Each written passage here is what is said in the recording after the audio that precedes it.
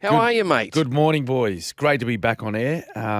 Seems like a long time since we last spoke, but how good. The footy's back. A couple of great games of footy yesterday. Pre-season competition was great as well. Good to hear your voices, boys. You know what? It's good to hear your voice too, and it has been a long while. It's been a long summer. So what have you been up to? Because it's been 3 months at least. At least. Yeah, no, a lot of running around chasing my children. They've been flat out playing their sports. A little bit of golf, Brandy, as well. Mm-hmm.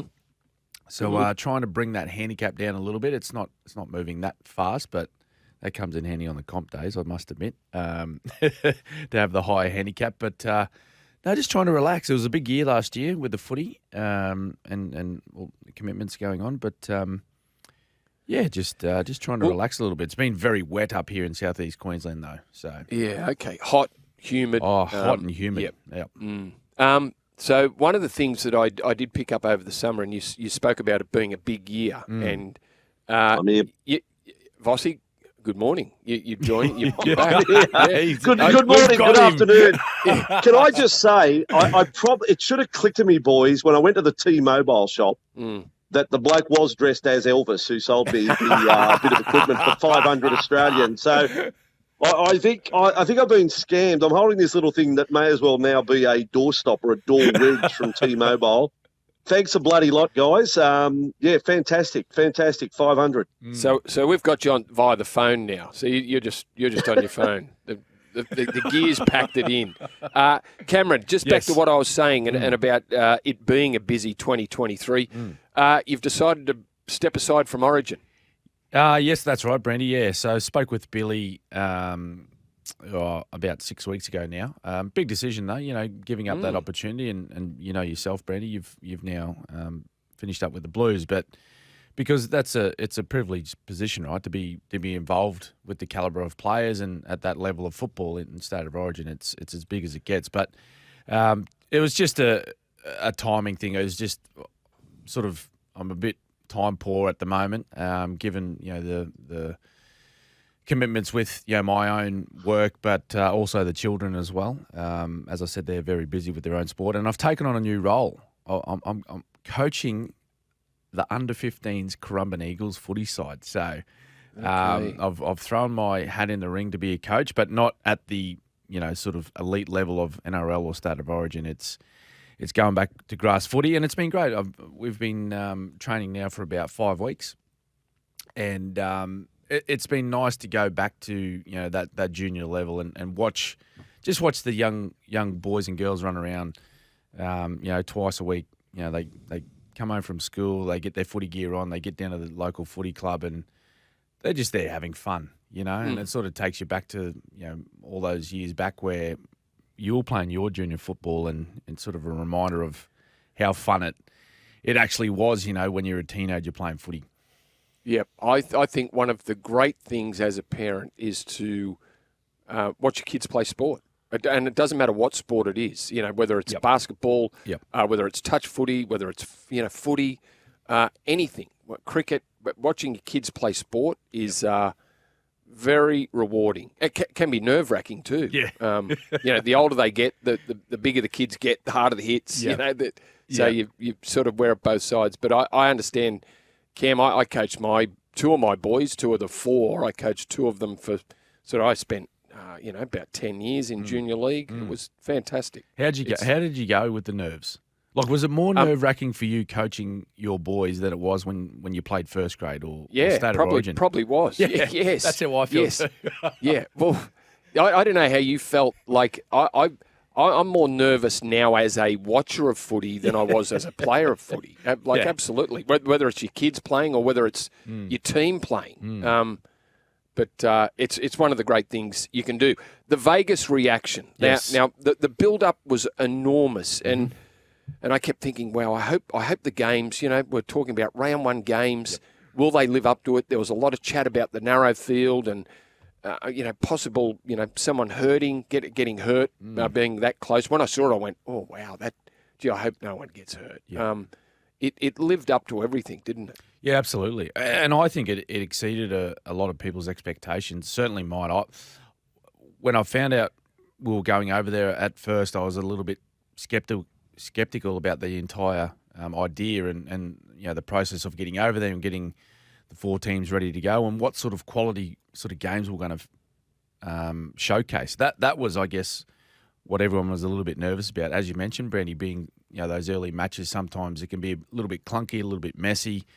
But I'll tell you what, you got to take your hats off to the 4 teams that went over. It was fantastic. I sat down and watched both games yesterday, and I could not take my eyes off the TV. It was so good. Especially, I really found the first game, Manly and the Rabbitohs, very entertaining. There's, we love seeing tries scored, right? And there was lots of points scored in that game, and a lot of open style footy. I think it was a huge success. And I'm sure I was actually sitting there and I was thinking to myself, if I was still playing and I wasn't involved in these 4 sides that went over, I'd be sitting back thinking, geez, I wish we get an invitation in the next couple of years. I'd love to get over there and just experience that one-off opportunity of playing somewhere like Las Vegas. Andrew, you still with us? Oh, yeah. He's just listening. I'm loving the chat. Loving the chat, actually. You can fire a question if you want. I'm currently walking out towards the desert to see if I get a better signal. I'm just walking. We've lost. You can call me Doug for the rest of the show. We've lost Doug. I'm on a mattress now. Like, seriously, T-Mobile, get your act together. Pull your socks up. Have we got that segment today? Pull your socks up. Dear. T-Mobile. Cameron, I'm going to put you on the spot right now. David Riccio came on our program after 7 o'clock this morning and said it will be sooner rather than later that the NRL will look to work out which teams come here next year. Now, one of our listeners quite rightly pointed out, well, who the Premier is will affect that because the World Club Challenge, would that be part of here? If it's played somewhere else, well, that team couldn't come.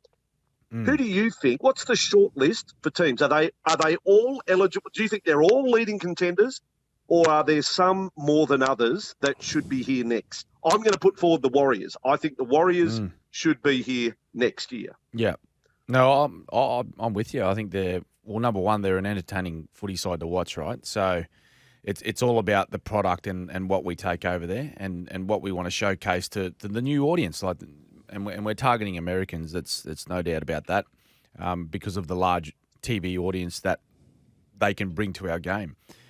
So Warriors, most definitely throw them in. But I don't know. I don't think it needs to be a certain pool of clubs. Certainly, I guess naturally you're targeting the sides that do well the previous season. I'm guessing. You don't want to be sort of taking the teams that don't do so well, because then you're not sure what type of product you're going to get, what type of performance you're going to get in that game, because you want high quality football matches, what we seen yesterday. But I think I'm not too sure if you asked all the coaches around the competition how excited they would be about the prospect of taking their sides over. I think most coaches would much prefer to be settled in Australia, not have their teams travel so far away, play a game, travel home, have a week off, and then get back into the season. I think they'd much prefer to stay in Australia with their preparations for the season. But as a player, it doesn't get too much better than those scenes that we seen yesterday. The pitches were fantastic. The games were great. And as I said, I'm a retired player now. Like I retired 3 years ago. But I would have jumped at the opportunity to go over and play in that game. Okay, so if you thought that you were going to send the teams that did well the previous year, I guess the Warriors would be one.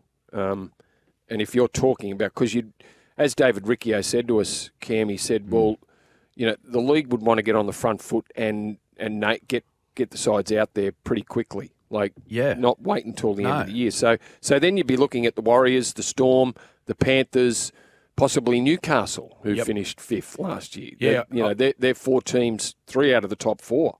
Yeah, absolutely. I think those 4 teams would be great for the game to go over. But in saying that, we're talking about that issue with the team winning the competition. Those those 4 we just named, they'll be in the hunt again this year. You know, as well as the teams that went across over the last week to Vegas, including the Broncos, and Manly look fantastic as well. Rabbitohs are always thereabouts. So I think I think you need to take into account what they've done in the previous season. But I do agree with yourself, Brandy, and Dave about let's get some teams locked away now because by doing that, it gives those clubs time to prepare for that travel. Organising all the logistical stuff for overseas, but also it gives their fans an opportunity to start locking in, their travel, their itinerary. They can book some early flights, they can book accommodation, they can book a whole sort of package to go over there, and maybe we see like the crowd we got was fantastic, like 40,000 over in the United States for a doubleheader NRL game was great. Maybe if we give that bit more time, where teams are locked away, we might get 60,000. Who knows? Well, I think yeah, and I've sort of compared it to what people thought of Magic Round initially. Yes. Well, it was good, but then all of a sudden, you're talking about Magic Round this year where everyone wants to be part of it. Like it's just, and I'm sure that will happen with Vegas. One of the things that, there wasn't many, downers throughout the whole preparation, the games yesterday, but one moment from Spencer Leniu, allegedly. He's what do you think should happen if it's proven that Spencer has said what has been reported? Yeah. Well, look, if it's proven, he's in a lot of strife. I think it's simple as that, Brandy. It's simple as that. The league, the commission, I think the league community as a whole take racism very seriously. We've seen it in the past with abuse that players have copped from fans across the fence, and they've been treated accordingly. And I don't think it changes whether it's player to player. So it's unfortunate given what a great experience this was for our game overseas, and now for this to just be hanging over it like a dark cloud. It's unfortunate, and if it happened, and it seemed like Ezra Mam and his teammates were quite strong about the allegation. It's just ordinary. It's ordinary on the part of Spencer Leniu, for him to do that and think that's okay. So he'll be, if it's proven that he actually said it, he'll be treated and dealt with accordingly. But there's a lot of opinions flying around at the moment. I've seen some saying, it's bad, get it out of the game. Others saying, look, they're men. It happened in the heat of battle. Just get on with it. At the end of the day, the only opinion that matters is Ezra Mam's and how it affected him. And obviously it affected him deeply. So I think that it needs to be dealt with accordingly.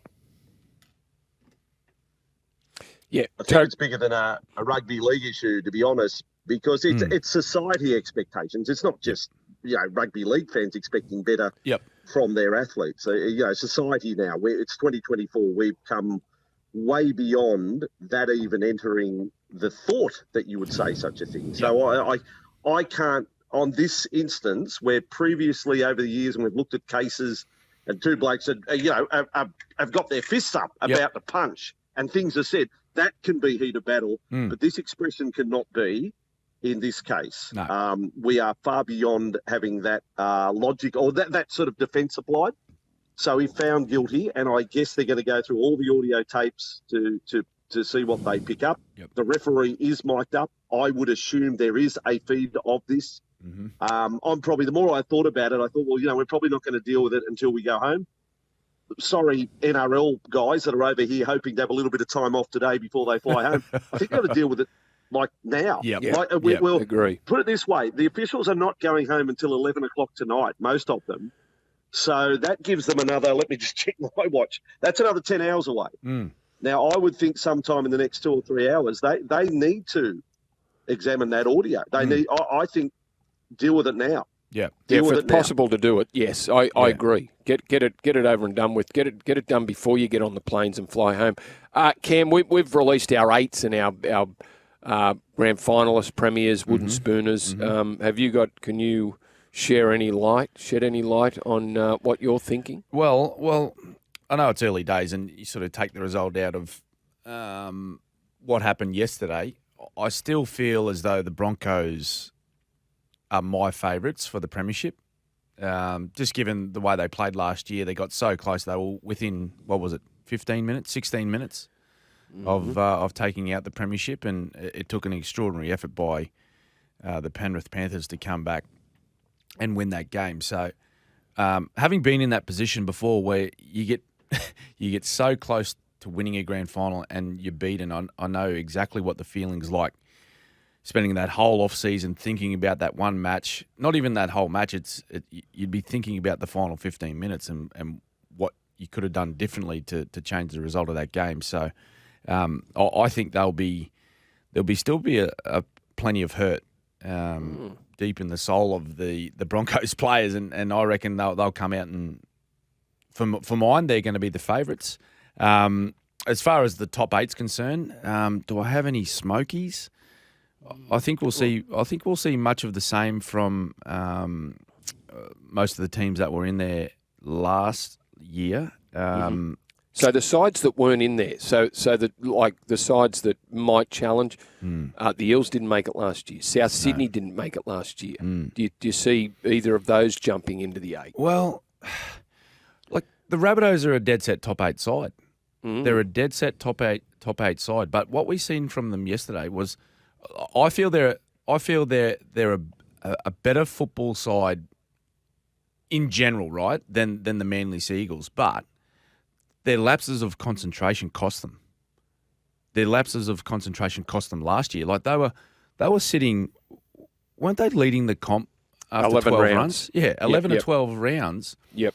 And then they go on this horrible run where they just could not find, they could hardly find a victory. Their defence went out the window, and they just fell off the cliff at the end of the year. So that's a concerning thing for me for the Rabbitohs is that if they can find some consistency, they'll be well and truly in the top eight.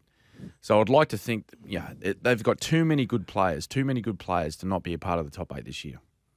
Okay, what about another one that I found room for this team? The Cowboys, very disappointing last year after a great 2022 season. Can they bounce back? Yeah, well, I had the Cowboys as I think minor premiers last year, and they've they well and truly let me down. So I'd like to think that they're going to bounce back. And again, they're another side with too many quality individuals not to be there. Again, it's just a matter of them finding what made them such a good footy side a couple of years back was their resilience in defence and the way that they were able to play with a bit of flair but also play with a bit of control. And I think that went by the wayside last year. So if they can find that really good mix where they find a sweet spot of their football, I think they should be playing some finals footy this year as well.